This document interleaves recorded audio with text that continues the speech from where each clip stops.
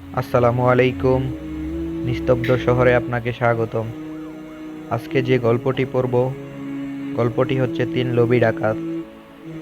তো এটিতে কিছু শিক্ষণীয় দিক রয়েছে, তাই গল্পটি পুরোপুরি শুনবেন।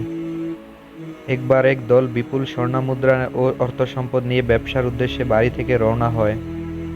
পথিমধ্যে তিনজন ডাকাতের খপ্পরে পড়ে নিজেদের সর্বস্ব হারিয়ে তারা রিক্ত হস্তে বাড়ি ফিরে। ডাকাত তিনজন বিপুল স্বর্ণমুদ্রা ও টাকাকড়ি পেয়ে আনন্দে আত্মহারা হয়ে পড়ে। চলতে থাকা নানা পরিকল্পনা, সম্পদের বন্টনের নীল নকশা। এমন সময় ডাকাত সর্দার বলল, আমরা ক্ষুধার্ত, আগে ক্ষুধা নিবারণ করি, তারপর সম্পদ বন্টন হবে। অতএব সর্বজ্ঞ বাজার থেকে কিছু খাবার নিয়ে আসা হোক। ডাকাতের একজন তখন খাদ্য ক্রয়ের অনুমতি চাইলে সর্দার তাকে অনুমতি দিলেন।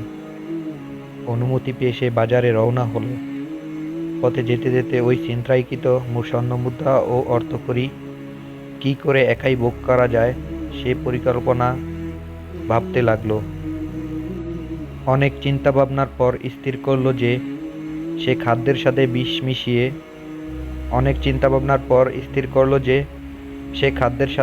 মিশিয়ে তার দুই ডাকাত বন্ধুকে হত্যা করবে। তখন সব সম্পত্তি তার হয়ে যাবে। বাকি জীবন এই সম্পদেই স্বাচ্ছন্দ্যে কেটে যাবে। মুছে যাবে তার দুঃখ দুর্দশা। বউ বাচ্চা নিয়ে সে ভালোভাবেই দিনপাত করতে পারবে। সম্পদের এই মোহে পড়ে সে সিদ্ধান্ত অনুযায়ী খাবারের সাথে বিষ মিশিয়ে বাজার থেকে ফিরে এসেছে। অপরদিকে ওই দুজন চিন্তা করলো যে এতগুলো সম্পদ দুই বন্ধুর মধ্যে বন্টন করতে পারলে পরিমাণে বেশি হবে। তারা স্থির করলো যে খাদ্য নিয়ে আসা মাত্রই তাকে হত্যা করব। তখন সমস্ত সম্পদ দুই বন্ধু ভাগ করে নিব। কথা মতো অস্ত্র নিয়ে প্রস্তুত থাকলো তারা।